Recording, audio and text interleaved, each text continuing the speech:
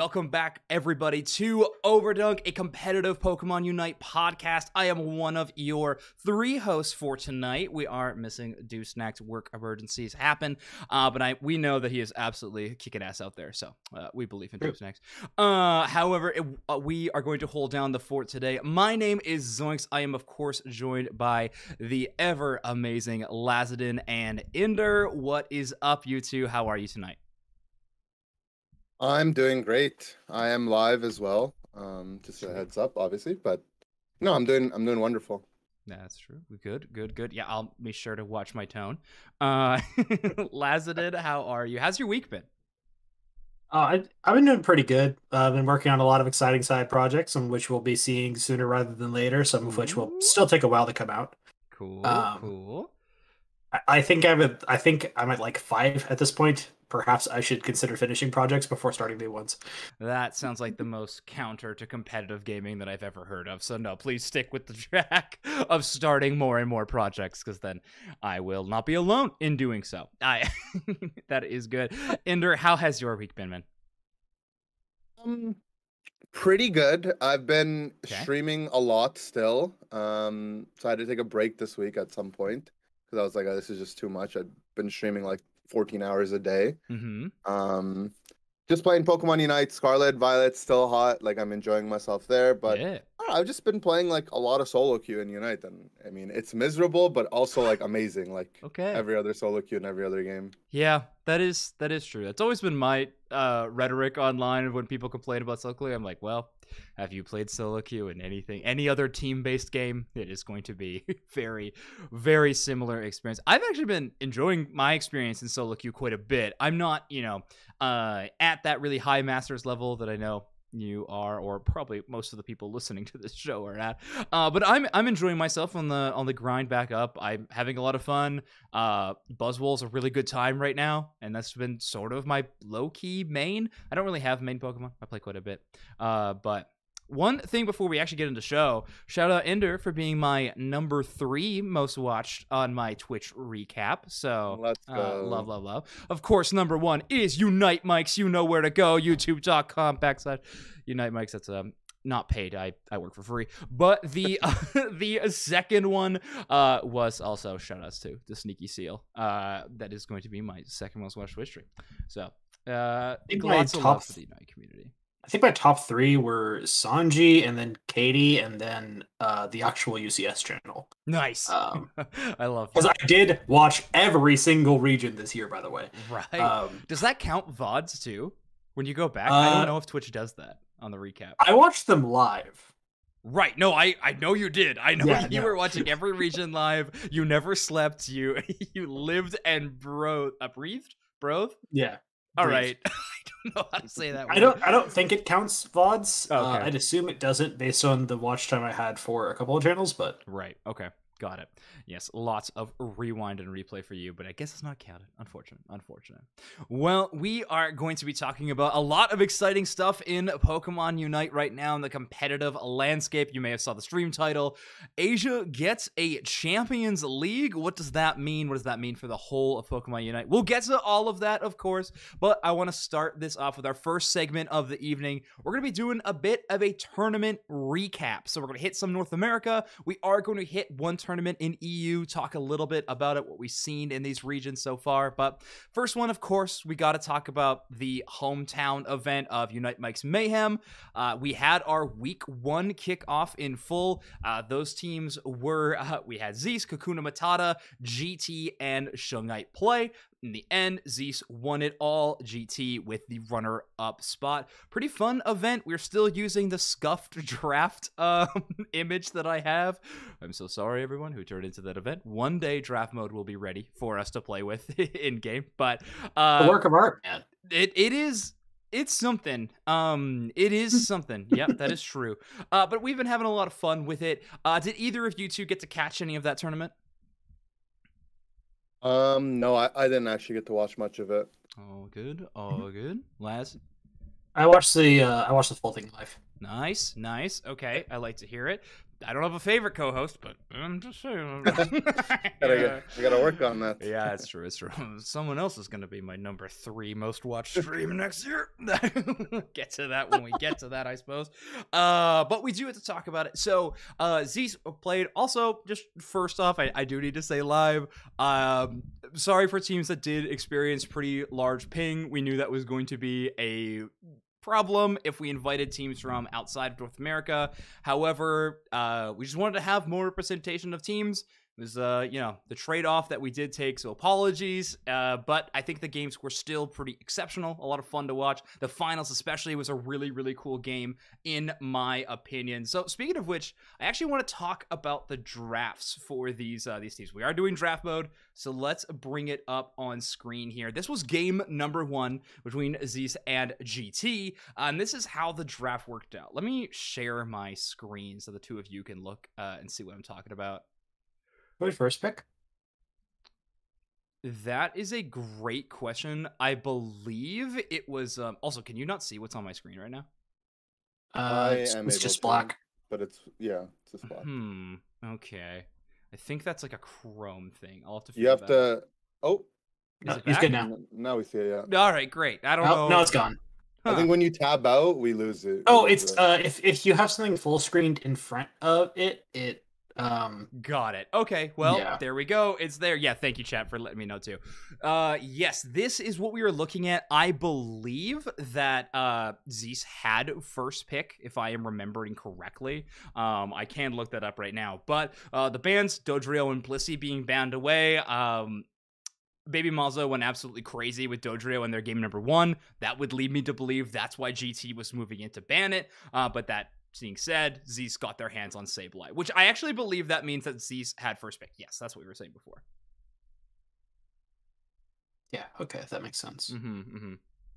Yeah. Right. So what do we think about these drafts? Any big surprises out the gate from this game number 1? Anything like that? I mean, I haven't been following like the last week or 2, I guess, of the meta developing. I think, in my personal opinion, I don't know if Sableye is the de facto first pick after Dodrio Blissey. Like, I'm a big believer in Scyther, so I mean, when I see GT, 1-2, Scyther +1, for me, I'm like that seems dangerous. But GT I don't know. Maybe actually Sableye did run Scizor in that game number 1 too. They opted into Scizor with the Decidueye taking jungle. Yeah, Scyther Serena is one of the matchups that is not as favorable. Right. The Serena is extremely dangerous, and it can be kind of hard to one-shot sometimes. I think Sableye... So GT spams a lot of Decidueye comp. Like, they just love playing it.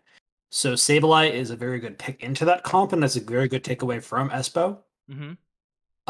It also pinches the support pool a little bit, which is already somewhat pinched by the Blissey ban. And also the fact that... Or the support/defender pool.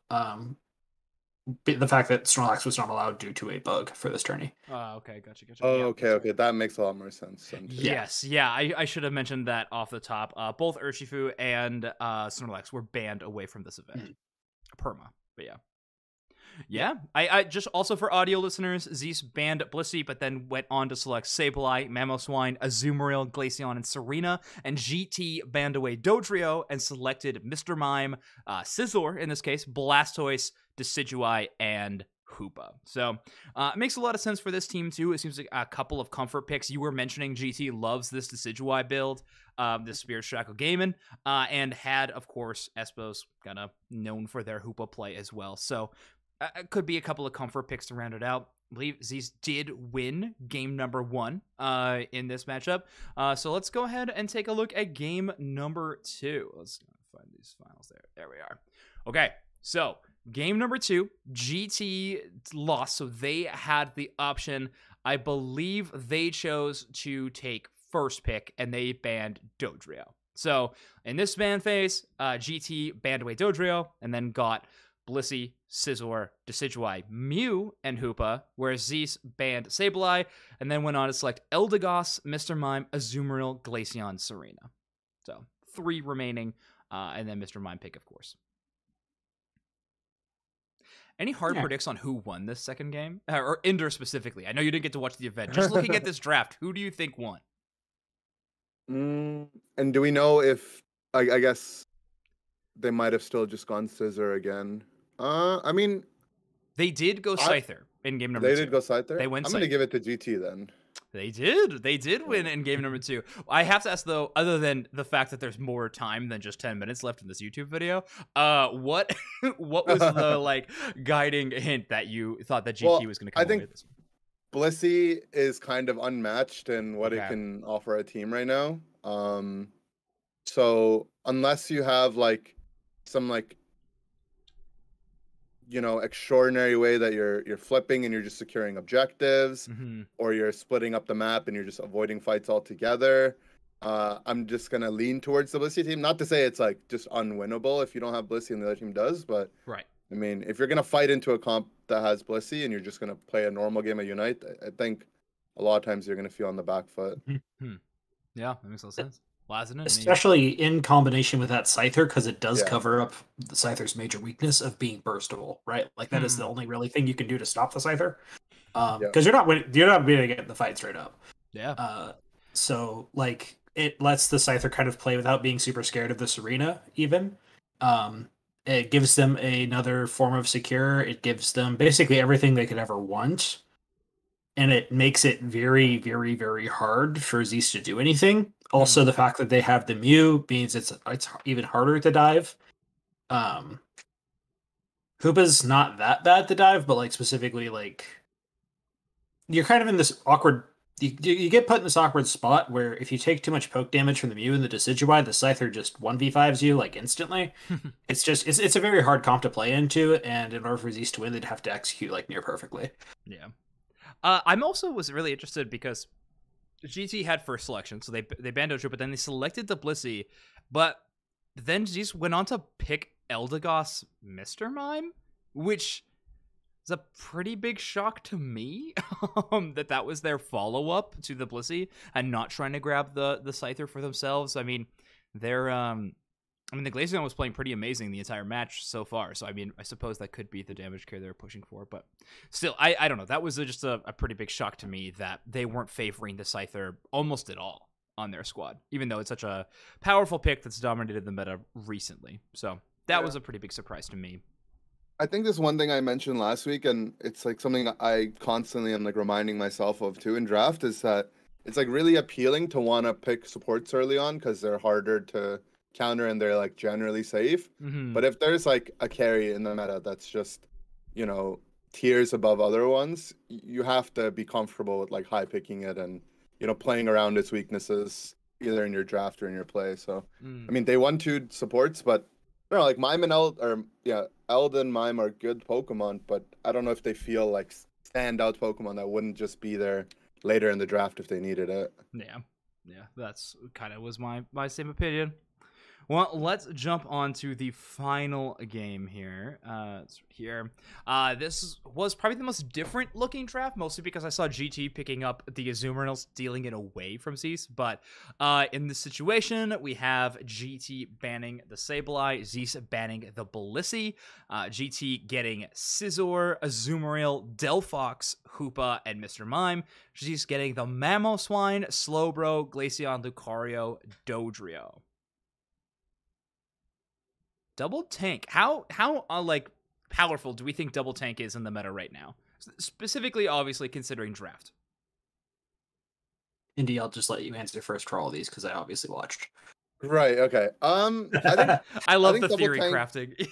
What do you think happened in this game, Ender? I think it's good, and I mean, Mamoswine is just a ridiculous Pokemon, just as a whole. And then I guess Slowbro covers it.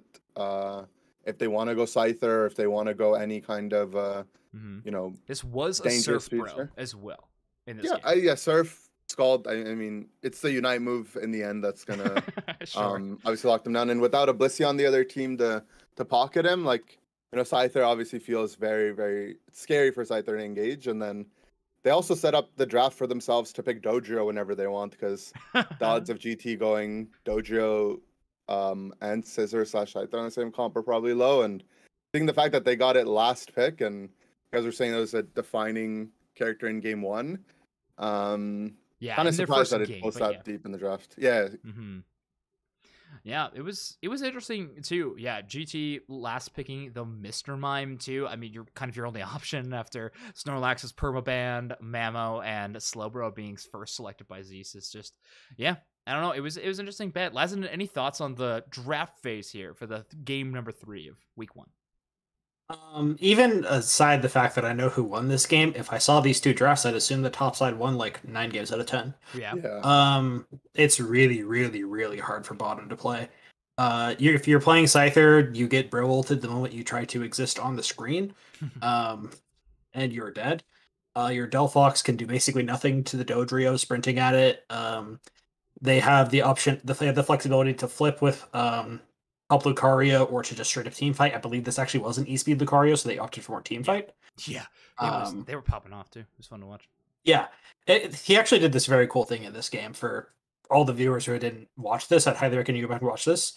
GT was playing with the assumption, at least I think that's what happened, or that they thought it was going to be a Pup Luca. He actually didn't skill his other ability until right after bees spawned.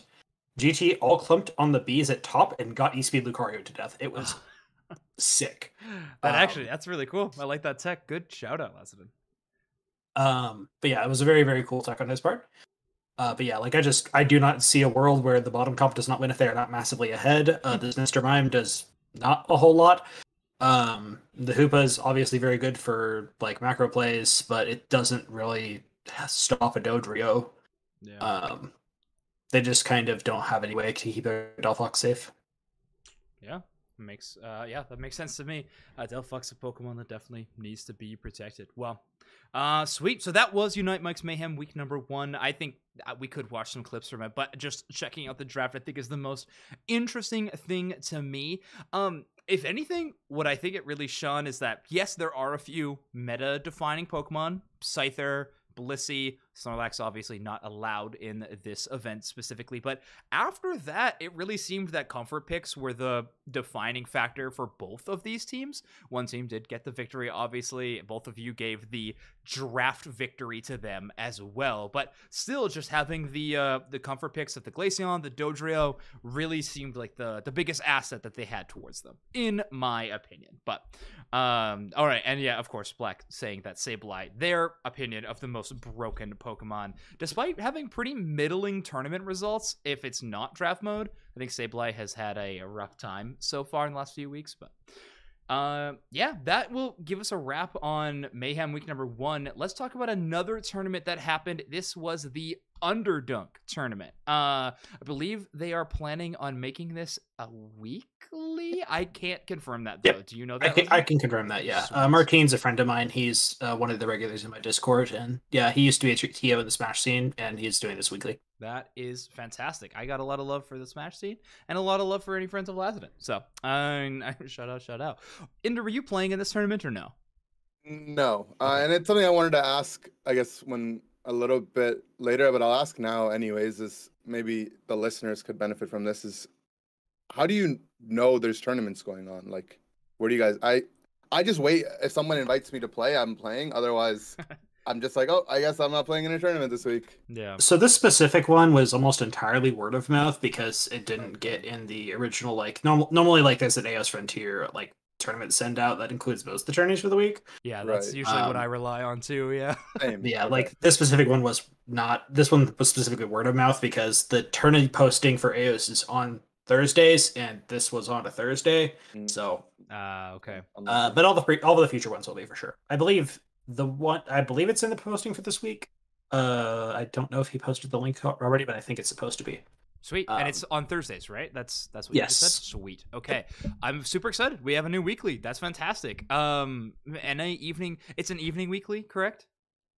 Yes. Okay, awesome. Well, huge shout outs. That's fantastic. About the tournament questions, do they happen? Do they not? AOS Frontier Bot is usually where most players learn about these tournaments. If anyone from AOS Frontier is listening, please make a tournament bot Twitter account. please just have it auto update there. I will retweet every single time. Please make that me hiding my admin role in AO's Frontier. right. Exactly. Yeah, Lastman, I'm counting on you to do this. I can't believe you have not done it yet. But anyway, it was a pretty sweet team. Good turnout. 20 teams for an evening-based North America tournament, which is pretty hype. Had some cool teams plum out. Skull and Spinal, both solid squads that I've seen playing. Funky Town is like Freak's new team. Freak, that boy Muck's playing on this squad as well. That was a Radiance, pickup squad. of course. What's up? That was a pickup squad. That's not a long-term thing. Okay, gotcha. Understood. Well, whatever. Yep. New makeup squad. God Squad again playing in this one, doing very, very well, placing top 3, getting 3rd place. And then Exodia in this game in this team as well. Believe Exodia is Bora Reach's new squad with like Hash, right? Yeah. That one's supposed to be longer term. It's him, Hash, and then Pigeon Borb, Hamanji, and I like Pie, right? I like Pie, Pigeon Borb, Hash, Hamanji, Border Reach. Cool. Yeah. So another names that I can definitely recognize made it to the top 4. Funky Town beat God Squad in the losers final, where Radiance defeated Funky Town 2-1. Yet another Radiance victory. This team seriously has been clobbering every single tournament. Not every single, but the vast majority of tournaments they have entered into in the offseason. They're obviously an exciting team to watch. We talked about it last week already. This week they did very, very solid. I know they are missing their main tank player of Derperior. Were they in this tournament, or did they play with Derp? She did play in this one. Okay, cool. But Stockings was not there, so they played with Yikes Attacker. Okay, so Yikes filled in. Sweet. Yikes really becoming one of the best mercenaries in North America. Like, True. seriously. Like, they just seem to fit into a lot of squads. They're kind of like the... Yeah. And to clarify one quick thing about this format, each team gets 1 ban per game, but they carry over game to game format. Okay, so like the Reddit Core Battle Hub tournaments. Yeah. Okay. Those were pretty popular, so you decided to go with that. It was originally planned to be the draft, like in-game draft thing, but then he had he saw what happened on Friday last week, and he was like, "No, I'm good." Yeah, let's just avoid that headache every last bit. But okay, fantastic. Well, before we talk about Radiance of Funky Town, let's talk about that format really quick. Inder, how do you feel about the, I guess, stacking? I call it stacking bans. I don't know if it has a actual term, but basically each team bans 1 Pokemon in game number 1, and then in game number 2 you're going to add a second ban each, and then that will be a total of 4 banned Pokemon. What are your thoughts on that format? Either of you, really?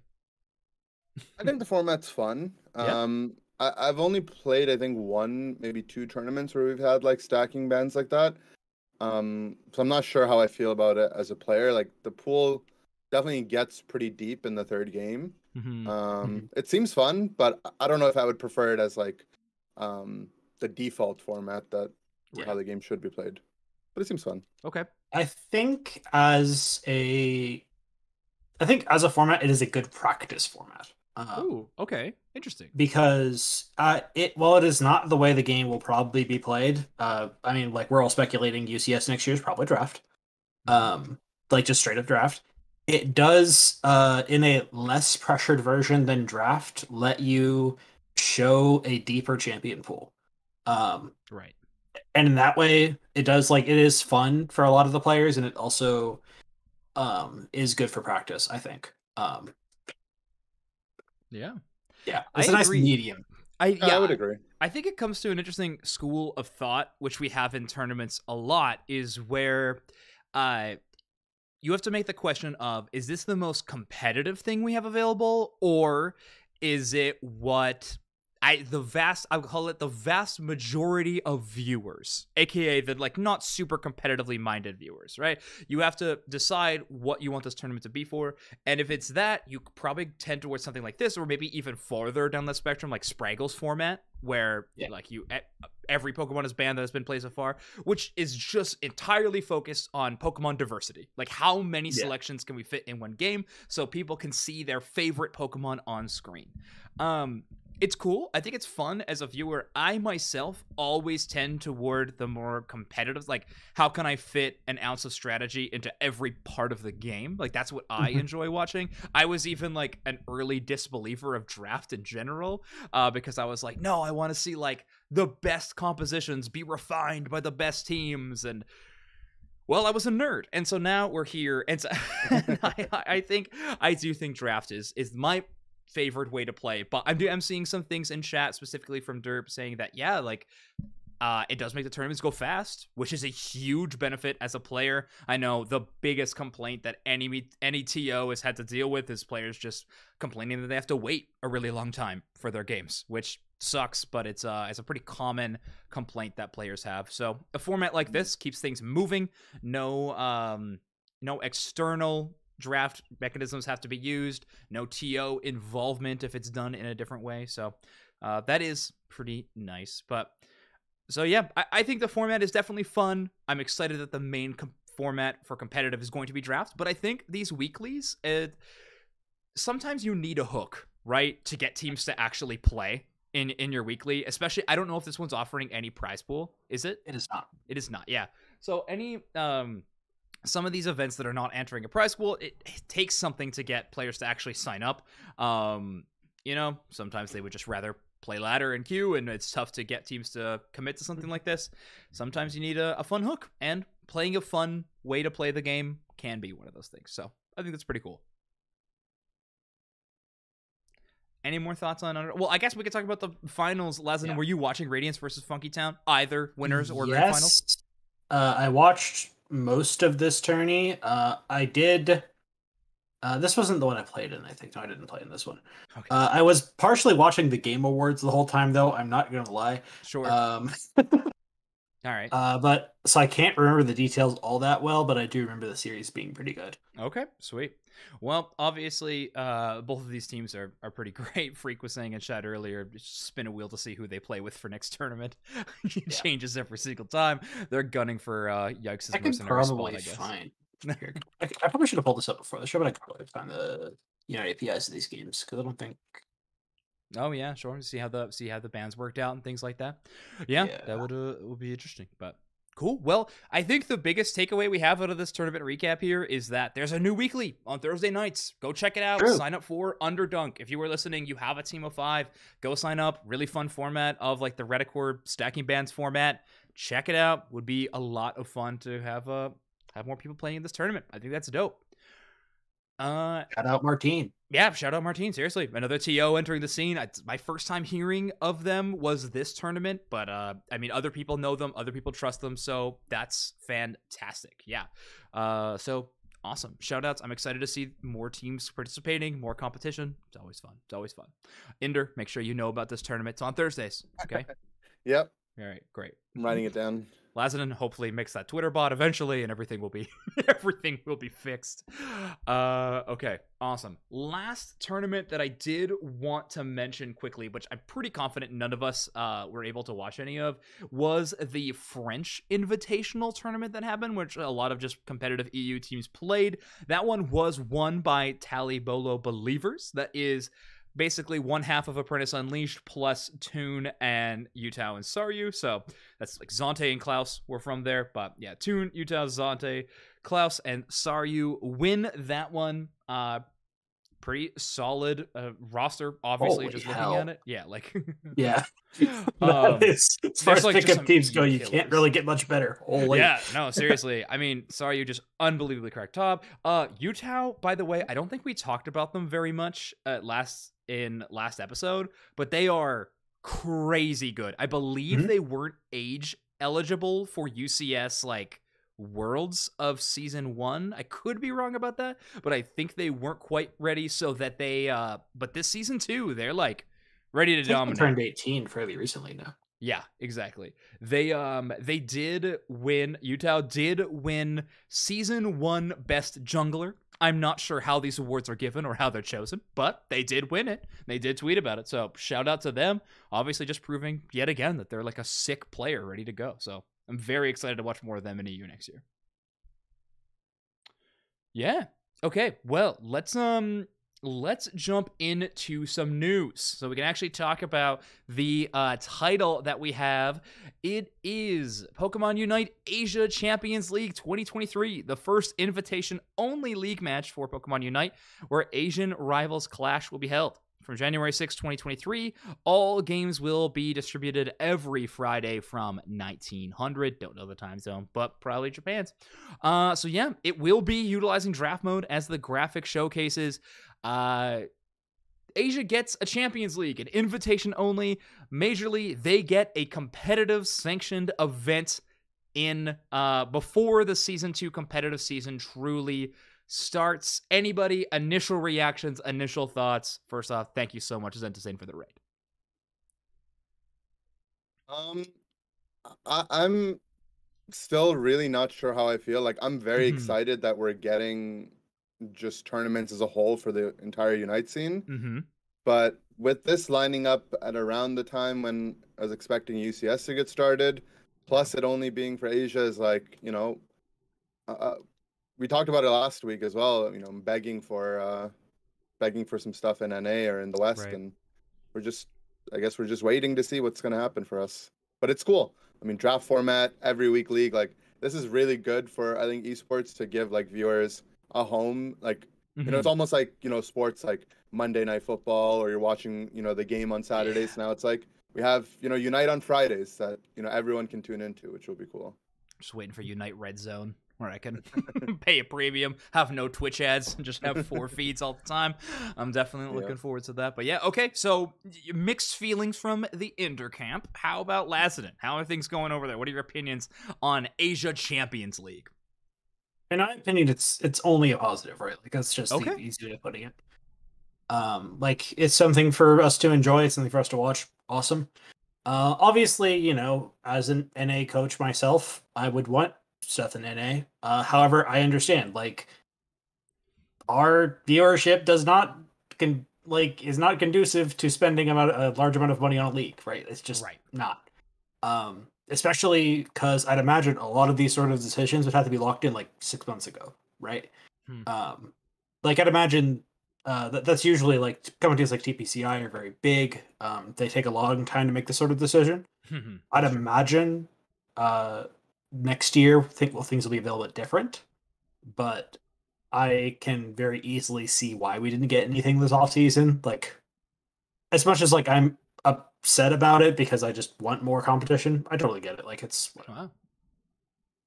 Okay, I'm just shocked. I did not expect to be the most negative on this podcast about this take. I don't think this is usually me. I am bummed. So, quick rundown of my thoughts. First off, I tweeted about this. The logo, absolutely fire. Unbelievably good.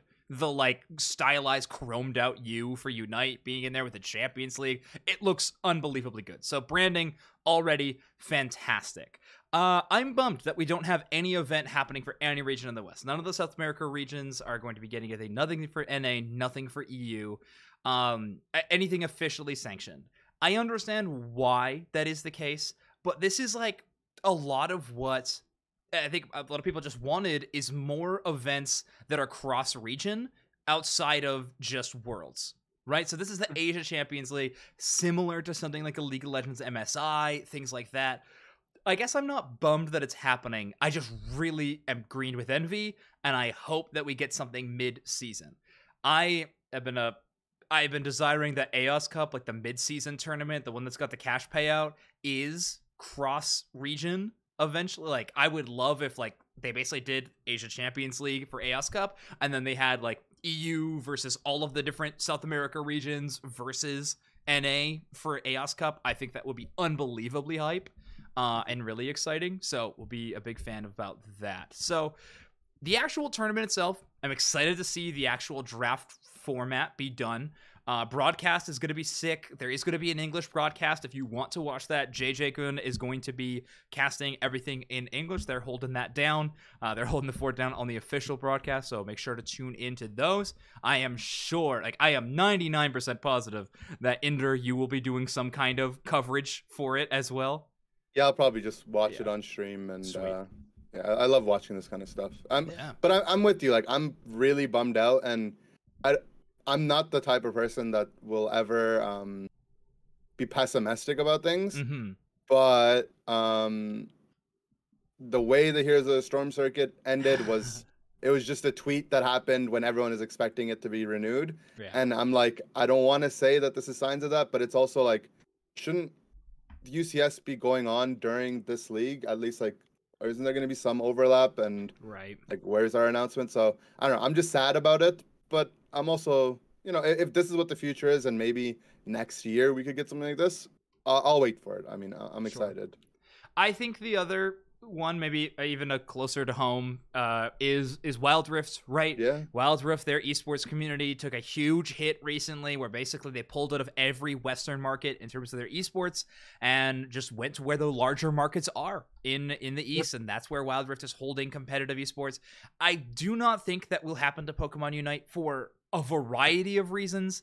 The biggest of which being that Pokemon is just committed to having it at the World Championships in year number 1. I think they're going to continue to do that, so I would be shocked if they ever did a full pullout, at least within the next year or so. But I don't know. I don't think that's a possibility at all. But it is. I don't know. It's a concerning thing for the times. It would feel very strange if you had the Yokohama World Championship and you disqualified your like world champion from last year because they were in NA. Like, I just don't see NA UCS getting canceled. Yeah, I don't see it getting canceled either. But I also, I don't know. I feel like our market can deserve something like this. I'm not sold on the idea that, you know, our viewership just isn't good enough, that it wouldn't be worth the investment. Like, I don't know. I would want, I mean, I don't have any numbers. So I would want to challenge that. For the record, I think the viewership is more worth it now. I don't think it looked like that, like probably when these decisions were made, right? Yeah. Like I said, I think a lot of these decisions were probably made like 6-8 months ago or something like that, right? These things take a lot of time to set up. That is very true. I will actually, I do want to point another very, very important thing that a lot of people have missed about this league. Okay. Keep in mind, it is an official, like, Unite approved rule set. Emblems are fully allowed. Yeah, I'm not gonna lie, I'm genuinely curious about how that is going to go. I've already seen enough streams of you molding in Twitch, Lazadin, about their builds in general in other regions in competitive tournaments, so I can only imagine your opinions on emblem builds that other regions are going to utilize, but I am excited to see that happen. Are you not excited at all? Are you pretty terrified about the prospect of emblems being allowed? I mean, like, I'm cool with it. Like, first of all, job security, lol. Second of all, like, I do think it gives you more angles. It enables some interesting picks, especially like black emblems do change the way you can build some Pokemon. The prime example being Glaceon, whose builds can very drastically change with emblems. It makes Dura stronger is another one. Like, Dura is a lot stronger with emblems than we use without them.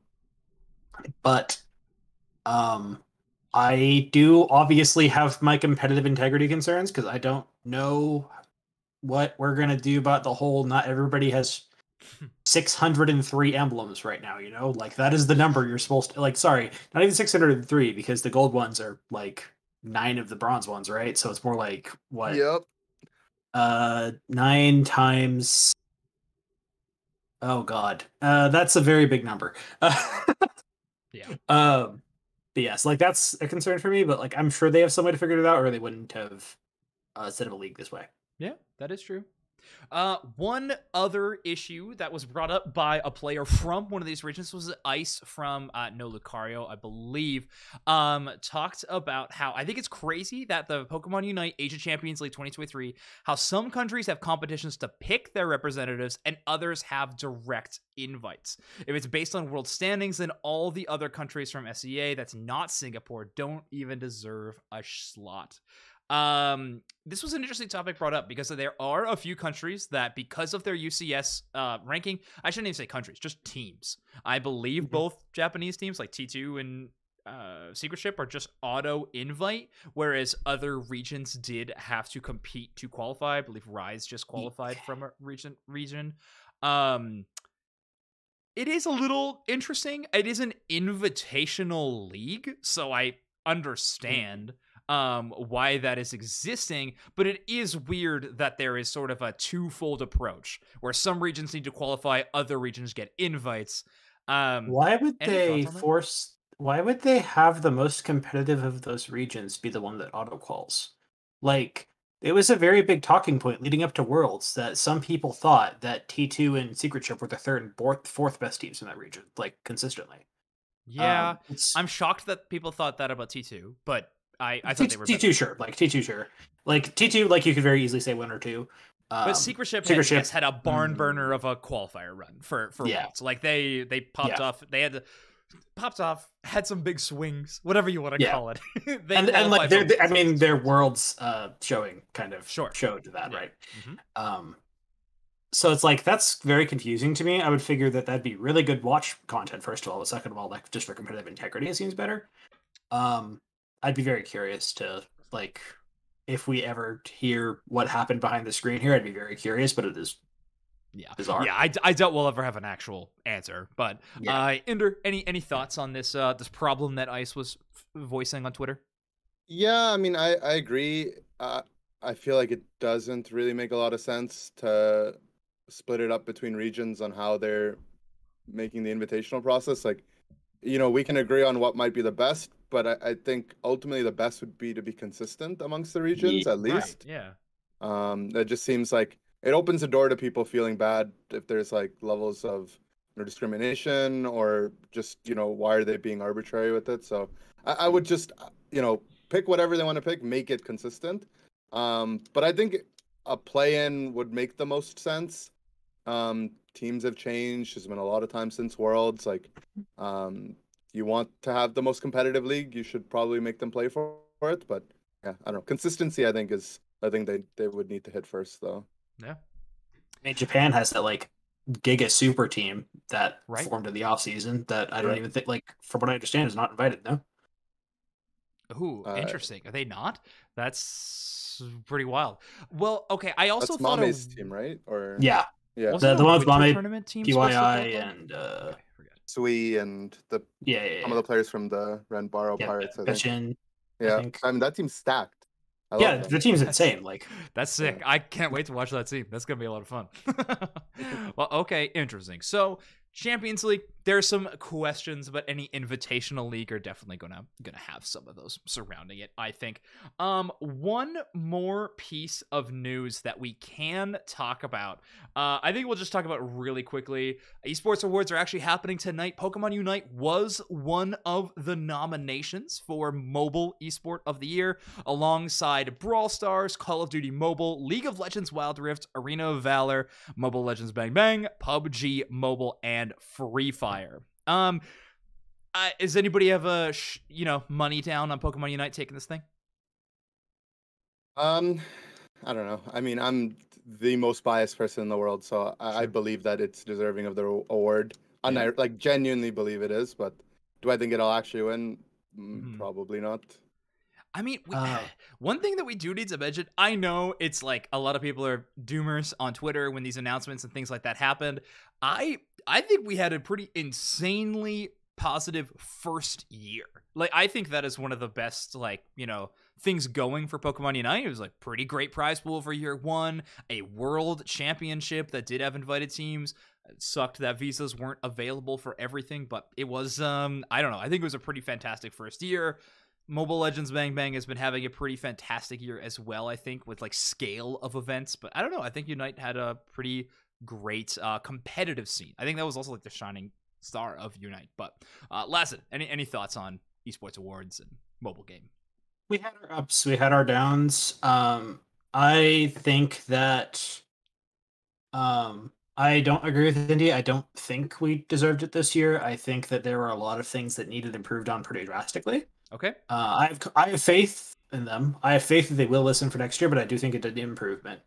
Okay. There's a couple of the ones on that list that I'm a little iffy on. Like that Wild Rift one sure does feel like a kick in the face for some people. Hey, the Asian market is going great for them right now. All right, they are doubling down. So I'm fair. I would put money on it being Free Fire because of how popular that is in mostly non-English speaking regions. Yeah. I've heard the game's sick too. Like, from people who played it, I've actually heard it's so fun, and I've thought about getting some Free Fire games in. But anyway, yeah. Yeah, like, that's where I put my money. I don't know anything about their scene, though. All right. Well, let us know in the YouTube comments who you think's going to win. I know the awards are happening tonight. Probably don't do that. Just cheat then. But that being said, you mentioned improvements that you wanted to see headed into year number 2. So let's move on to our discussion topic of the evening here for a little bit, near the tail end of the show, but that's all right. What is on the top of our wish list for Season 2 of competitive Pokemon Unite? Chat, if you want to chip into this discussion, please feel free. But Lazanin, Inder, is there any glaring thing that this is absolutely on my wish list for Season 2? Want to get started, Lazanin? You said, do you want to get started? Yeah, you go for it. Oh, okay. My number one thing is communication. Just please communicate more clearly. By who? TV, they're like Esports Engine and TCCI, both of them. Okay, got it. Please do not make me I know this is a pipe dream, but please don't make me stay up until 3 a.m. like every other Tuesday. Like, I don't appreciate doing that. Like, it'd be awesome if we got a little bit more detail on the patch notes at the very least. But besides that, like, but that's for the also actual not really like, a TPCI side, and that's not like an esports thing, right? It is a TPCI issue. It is a TPCI issue. Okay. Because TV Studios, for their other games, does do it properly. So there's like the one through line there. Anyway, but on the communication side, like, hey, like, let us know the format a little bit ahead of time. Let us know, like, if let's say you're trying to feature more, like, if you're trying to feature more players, like, let us know, like, qualifications to get people featured. Have more active feedback channels, that kind of thing, right? Okay.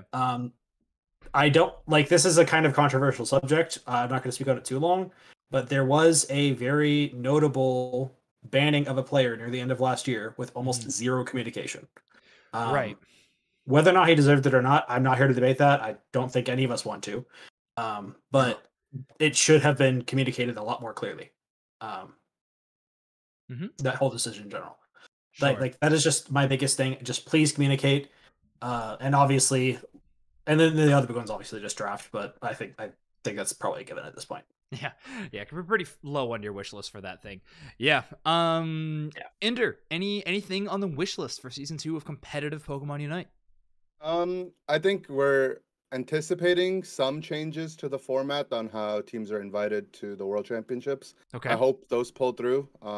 Any like pipe dream formats that you have in mind? Like, is there do you have like a format in your head? You're like, if this was it, I'd be okay with it. Yeah, I have like very specific things. Like, I think NA and EU should get another slot. Interesting. Just NA at least, like the team that wins the World Championships. I just feel like that team should probably be auto-invited or handled in like a special way, and then give another spot to replace it. I think NA could have used biased, but 3 slots last year, and then also the teams. I feel like if you're gonna run a circuit with points, the team that has the most points should be at the event. Otherwise, have a different format altogether. It just feels very unsatisfying. So I think format-wise, I definitely would want to see some improvements.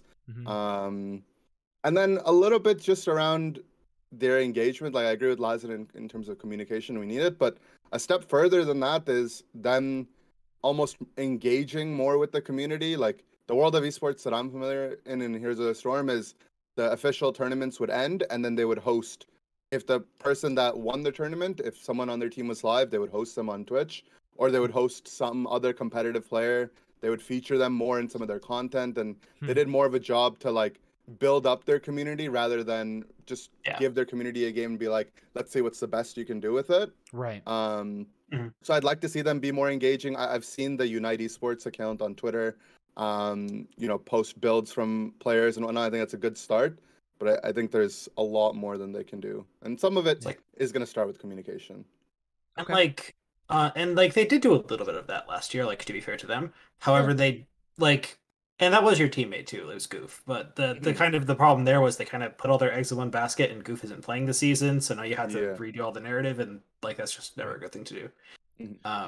Narrative building's hard in a new esport. Like, it's so hard. Like, I have followed esports for so long now. Like, so many different ones. And narrative building in a new esport is so difficult because the longevity is just, like, of players specifically, is so up in the air, which can be difficult. It's also just learning what the community wants is so hard.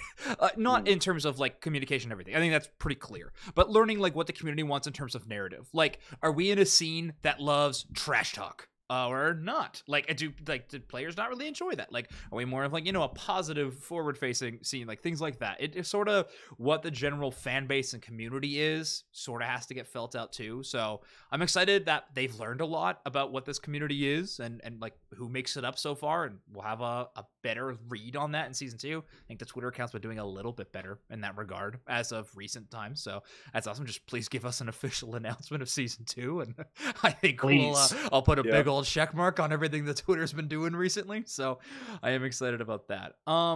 One thing in terms of, like, communication, especially on player discipline, we mentioned it very quickly. Deucex and I have been so clear on this from the get-go. It's just our piece of advice. We've worked with Pokemon and around Pokemon for many years now. There is no entity in the world more than Pokemon that will protect their brand over anything. If you are playing in this game and you want to make content in this scene, and you want to, like, be a part of the Pokemon content scene and everything like that, that's going to be a pill we got to swallow. Like that, you got to play by their rules if you're playing a Pokemon. And we can always ask for more communication. We can definitely push for that. That is a very fair thing to ask for. That is a extremely correct thing to do, is what I'm saying. But just know that, like, the leeway is so extremely small, and that will never change. So just as a heads up from Zoinks and Dupesnax to everybody, listening, watching, and then of course participating in the community. But wishlist for season 2 from me, of course, is just going to be this one thing. I'm suggesting this, and I think a lot of people who are big fans of watching Unite, I would love if they split up the EU and North America broadcasts into 2 so that we got more games covered from both of the regions. I think that would be really, really cool. And that's saying somebody who, because of that, got to work longer and got to cover more on broadcast. I would absolutely take that hit and cover less and do less games and be less on screen if there was 2 broadcasts that we got to showcase more from the teams and everything. I think that would be awesome. Would be a huge fan if that happened. Draft is going to happen. And then I just want another, I would love more in-person events other than Worlds. If AOS Cup was an inter-regional event and they gave the teams travel stipends and they got to come and actually play in person, would be so cool. I would be ecstatic. It would be so fun to watch. Obviously, I would desperately love to work it, but even then, I would just love to watch from home. I think it'd be a really cool broadcast. It would just give more people a chance to play on stage and really feel like they're, actually get that gratification that they're at the top of Pokemon Unite. I feel like even if you're, like, winning tournaments in UCS and everything, it can feel tough in just online focused series to actually feel like, I am I'm the best, It can be tough to feel that gratification. I think we should award players who achieve that, and in-person events is my number one thing on my wish list. Anything else come to mind, the two of you, while I was talking? I'll piggyback off of one of your points you made, which was the broadcast thing. Please, please, please, please, please. I know it's not possible to cover every game, but, like, have a YouTube somewhere where the things that did not get broadcasted get released. Yes. I do not want to lose tournament history. We have already lost so much history. It's just games not being covered and games not existing anymore. Right. It's so rough. And it also gives an unfair advantage to the teams that were not broadcasted, because teams that were heavily broadcasted because they were well known were just easier to study. That's not a fair advantage. Yeah. It has to be at a bigger scale. I don't think we'll ever get, like, all 16 teams get every game covered in a regionals. Like, I don't think we'll for sure. Like, I don't think that'll ever happen. Right. But, like, just at least have someone record the game that's not being broadcasted and just post it somewhere. That would be really cool. We have all of history recorded. That's all I want. That would be really, really cool. Hella Knight in chat was saying add a replay system. I think that's gonna be our best bet. So I think this is a lofty wish list in general. But yeah, I think it'd be great. I think Worlds specifically is the one that I think we all want every game captured. Like, it was a huge bummer that not every game was on stream. So, or like just hire more casters, do an A and a B stream. It'd be sick. It'd be so cool. But yeah, that would be cool. Trust me, we're not that expensive. And Ender, anything else you wanted to say? I agree. Like, we need these games saved, even if it just means that they stream them with no cast and they're just on, like, they're live, just put up somewhere. It just feels weird that, you know, there's teams that were at Worlds and they just got like maybe one game covered and the rest of their games are just nowhere to be found. And that sucks. Like, it just shouldn't be like that. I hope maybe they saved them somewhere. I don't know if they really did, but yeah. We need that. I agree. That would be awesome. Obviously, I am one of the biggest proponents for competitive Unite history. That is what I have always called the Unite Mike's YouTube channel. I always said it is a great history book of competitive Pokemon Unite, going all the way back to beta. So, big fan of all of that. Well, we are at time, so that is going to conclude our episode for today. We do have a couple of things I do want to plug and note. First off, tomorrow evening, Unite Mike's Mayhem week number 2 is going to kick off. We have a draft format again. The teams participating this week are going to be Clash, obviously a Worlds qualified squad, versus Wasted Potential on game number 1. Dota Gamers versus Crustle Hustle for game number 2. Dota Gamers being a squad made up of Big Uzi, Oblivion, and a few more players. So pretty solid team. It's going to be a fun night. So make sure to tune in tomorrow on the Unite Mike's Twitch channel at 8 p.m. Eastern. It's going to be a lot of fun. One thing I wanted to note, so that is going to be happening. Then next week, Tuesday, the normal night that we have the podcast, we are going to be instead doing a makeup night for the week number 1 that was originally scheduled that we missed. So we're going to be having teams playing on that. We're going to be having teams play that on the 20th of December. They're going to play that evening. And then our finals is going to be held on the 21st of December, the very next day. So that is how the scheduling is going to work out if everything goes correctly. So yeah, we will see how the chips fall for that tournament. Hopefully all the teams can make it and participate. I do have confirmations that most teams are available to do that. Still waiting back on a couple of teams, but that is how the layout is going to go. The last thing that I want to mention about Mayhem is we, of course, are just doing the $100 prize pool for each of these 3 qualifying weeks, but for week number 4 for the finals, we want to make it a bit more exciting, make it a bit more worth it for just kind of a winner's night. So we are going to turn to the community. We have started a GoFundMe. If you want to donate any cash to just boost the prize pool a little bit, of course, that floor of $100 will still be there, but any donations are going to go directly towards the final prize pool of Unite Mike's Mayhem Season 2. So it's !prize pool in the chat. If you want to go donate any cash there, you don't have to at all. If you want to, I know the teams will definitely appreciate it. We'll be talking a lot more about this in Mayhem tomorrow, so make sure to check that out. Lazanin, I know you had something that you wanted to promo and talk about as well.